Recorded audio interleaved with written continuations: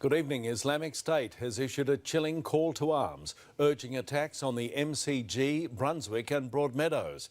It's the first time that we've seen an English language publication of concerns. What appears to be the only new content is essentially a poem, and the poem is making reference to a number of Australian locations. Been everywhere, been at Alamo, Seymour, Lismore, Maludaban, Nambourne, Wichita, Kilmore, Rillabar, Birdsville, Emmaville, Wallabill, Connemara, Connemara, Strathmore, Proserpine, Alladala, Darwin, Gingin, Lilliquin, Macmillan, Wallamilla, Bugabilla, Cumberland, Ramakilla. I've been everywhere. Installed ahead of Friday night's finals game between Hawthorn and Geelong. They will be doing bag checks though, and the handheld metal detection system upon entry. They will also have more police here on the ground. Smashing glass woke George and Jess Dalton last month, and within seconds a thug had snatched keys from their kitchen bench and run. The speed it happened, it was phenomenal. They dashed to the driveway to see their Ford Territory being stolen. I'm looking at the car going, what is going on? He's staring right at us while he's reversing the car. The couple is spending almost $20,000 on security. I'm terrified. I don't feel safe. Residents decided to take things into their own hands and do patrols. A dozen residents now drive the streets at night. The police should be there doing that for us, and unfortunately there's just not enough resources for the police to do that.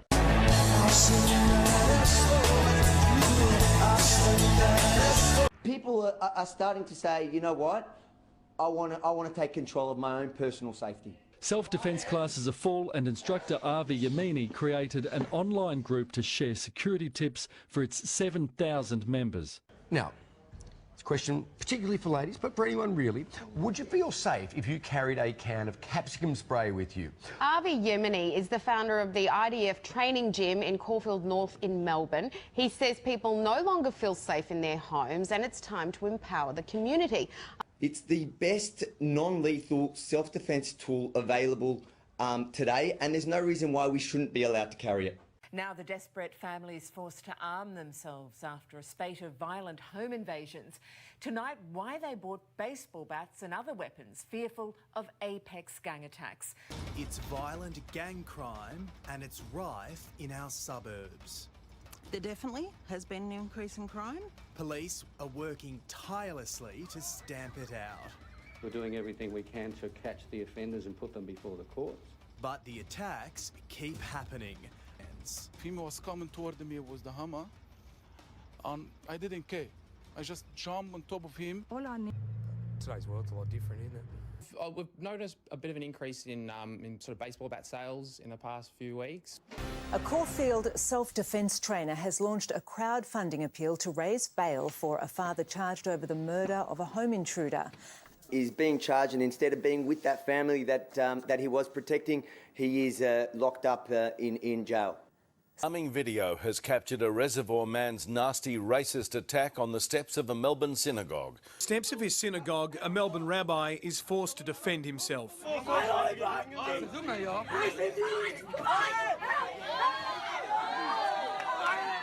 The agitated man required numerous helpers to hold him down. Word of the rabbi's efforts have spread quickly. But he was so calm and collected, and his good nature just took over the situation. I've known him since before he was born.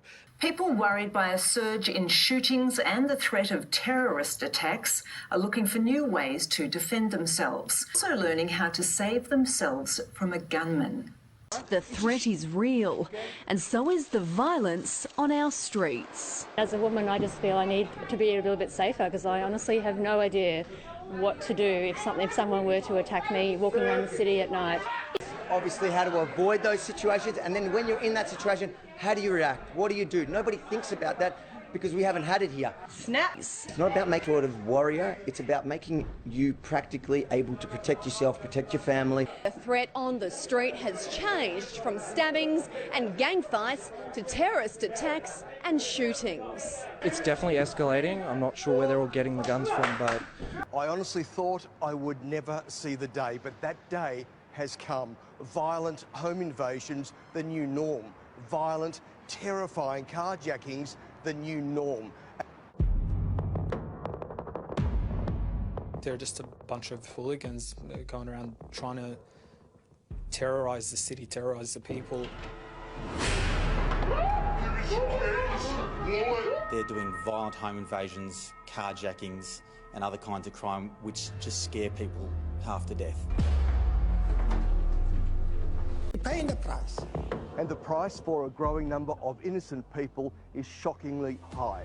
We've never seen anything like this before on this scale. The brazenness, the brutality, the cruelty. And this is where it all began, the birthplace of the Apex gang, Apex Street in Dandenong, east of Melbourne. Talk to the residents here and they'll tell you this street is quiet and friendly. Paranoid right now. Do you have enough grunt? Yes, we do.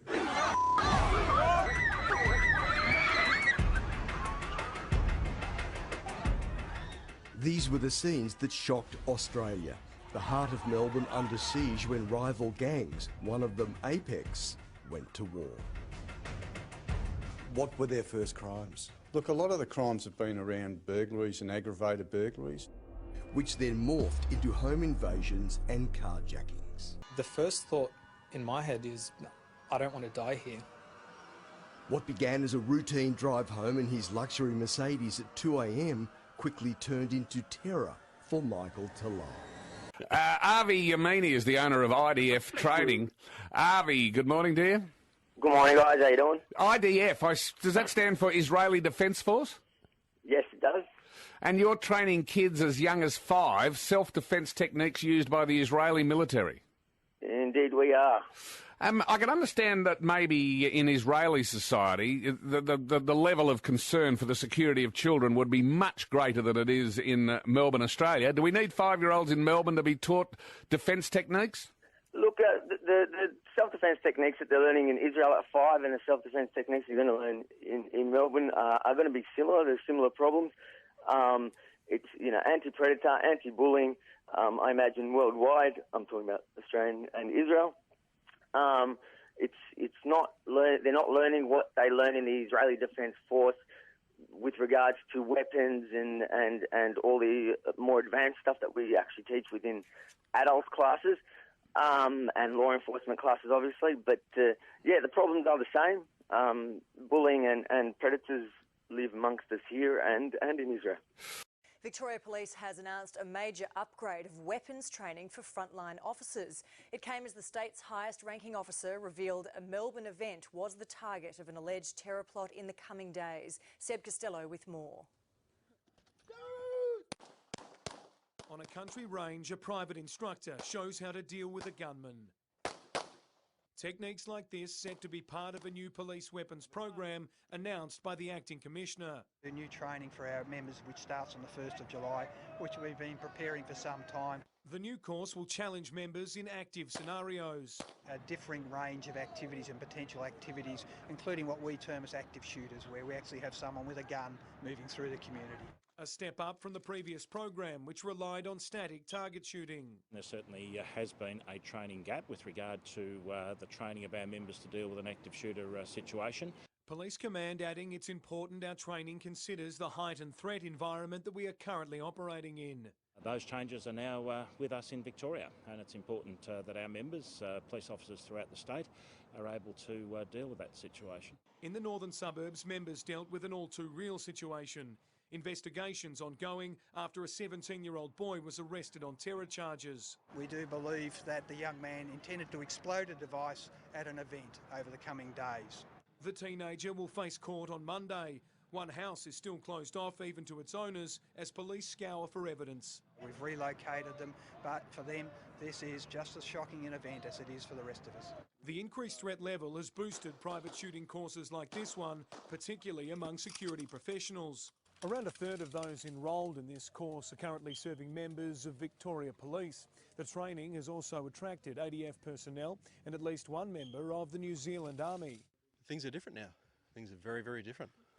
It's a different world. The new Victoria Police program begins in the coming financial year. Seb Costello, 9 News. Terror alert level on high. Everyday Melburnians are among those training to deal with a potential attack. A former soldier has taken to teaching the anti-terror classes at a suburban gym, and Seb Costello went along. In a suburban gym, everyday Aussies prepare themselves for the worst possible scenario. Two more here, take them out. This is a counter-terrorism class, equipping students with the skills to turn the tables on a gunman or take out an armed guard. Going slowly here and here, I execute 100%. In a society when you have good and bad, you need to deal with the good and we need to deal with the bad. We will teach you to deal with the bad. Instructor Lior Offenbach is a former soldier. More recently, Lior was a detective in East Jerusalem. He now travels the world teaching. Krav Maga is nasty. We kick to the groin, we gouge the eyes, we bite, we headbutt. Among those taking part, veterinarian Peter Holtz and his 16-year-old daughter Lucy. I guess with all the events that happen in Sydney and the other things that seem to be going on around the world, I thought it was probably a good idea to become a bit more aware. The idea is that in the case of a random or surprise attack, students can deal with it instinctively. An Israeli army-based self-defence technique is empowering women and making them feel safe. Krav Maga teaches women how to defend themselves in everyday situations. She's the 7-year-old you'd want beside you in a tricky situation. Would you know what to do if someone grabbed you by the arm that you didn't know? Yes, just kick them and release my hand. Charlize and mum Elizabeth are learning the finer points of Krav Maga, the next word in self-defence. I think it's a great form of, protection and defence. It was developed and taught to Israelis in the 1940s, and it's been in Australia for a couple of years. But IDF Training is now running the first all-female classes. This is finally an opportunity for girls to feel safe, to learn this reality-based self-defence system which could save their lives. The craft doesn't promote violence, but is serious about women being able to protect themselves. Krav Maga is still traditionally used by the Israeli Defence Forces, but Australian women are finding its kicking, striking and takedown techniques increasingly useful in everyday situations. Defences against wrist grabs, bear hugs, chokes, all things that are seen on the street. Oh, it was just amazing. It's such a confidence booster. The sessions also emulate real-life scenarios like nightclubs, putting participants out of their comfort zone.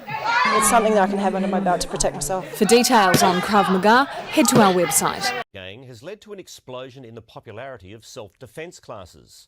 Those taking the classes say they feel more empowered, but the people teaching them say the lessons should only be used as a last resort. Joe Hill has the story. This Caulfield Krav Maga class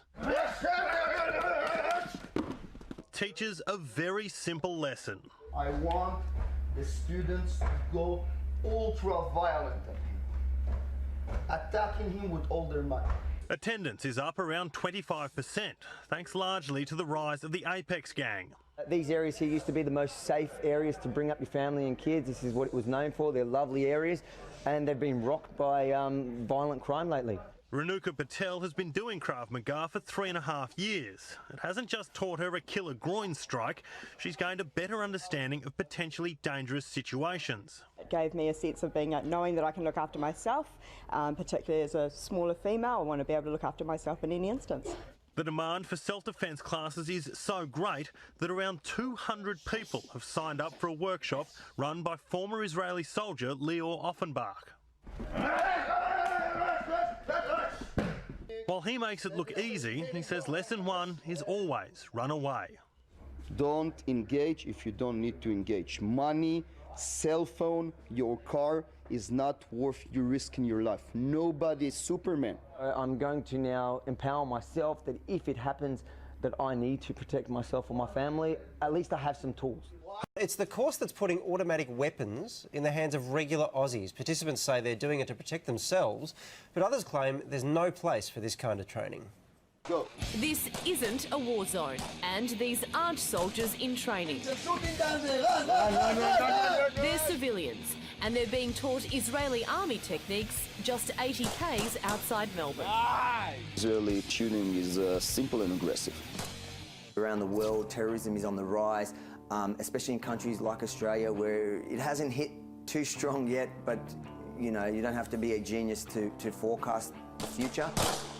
Seems completely over the top. Avi Yemeni is an ex-Israeli Defence Force soldier who runs a gym that teaches combat skills. After the Sydney siege, he saw the opportunity to train Australians in the art of tactical shooting. It teaches you how to overcome the fear and to change yourself when you're under attack from being a victim to becoming the aggressor. I don't think it's necessary for community members to be involved in that training. In fact, I think it's dangerous. The only requirements for the almost $600 a day course are that participants must be over 18 and have a clean criminal record. And the sessions are in high demand, with the first 2 selling out in less than 24 hours. What you're learning there is firstly safety, how to operate your firearm. Then you go into moving while shooting, how to differentiate between targets, so civilians and terrorists or whatever it is, and the intensity goes up. We like to think that whatever you know contributes to your safety. Lior Offenbach was brought out from Israel to run the first 2 courses. The former soldier turned police force detective boasts on his website that he has experience dealing with large violent riots and violent offenders from all walks of life. God forbid they will be in a situation that they will need to use a pistol. They know how to do that. So why would anyone want to learn to shoot like an Israeli soldier? I can definitely protect my kids. You never know when things happen in public places, so the ability to respond quickly to anything. I've got into security. I sort of want to get the best of the best training, and that's why I've come to these guys. Survival more than anything else. How to focus, how to work quickly, how to think fast, be aware of what's going on around you. And yeah, hopefully I won't have to use it, but it's better to have those skills just in case. Critics question the need for military-style training for civilians. Well, they're not going to have those weapons. I mean, it's illegal to own those sorts of automatic weapons in Australia anyway. And it staggers me that these people have a licence to do what they're doing. Yes, we don't carry firearms in Australia for self-defence, obviously we know that, but for civilians it's another way to challenge yourself. The last thing we need is community members putting themselves in harm's way and potentially even interfering in police operations or getting themselves hurt. Clark's also concerned about the level of anxiety about terrorism reaching our shores. The incidence of terrorism or disruption of terrorist activities is increasing, but it's not to the point where we need people arming themselves to act against potential acts of terrorism. We should leave that sort of activity to the well-trained police and military forces. As long as we have the right people in there and we're vetting them properly and they're good people, we've got nothing to worry about. Here continue to grow. So too do the donations to a fund set up for the family of the 10-year-old died after she was struck on Friday. Her mother's fighting for life and her younger sister also remains in hospital. More than $50,000 has so far been raised. Their family's been torn apart. The father's just going from hospital to hospital, and it's just heartbreaking. Members of the Jewish community have set up a fundraising page to help the family, which has so far raised close to $30,000. And they were just like such bubbly little girls, always smiling, always jumping around, very energetic, just normal, happy little girls.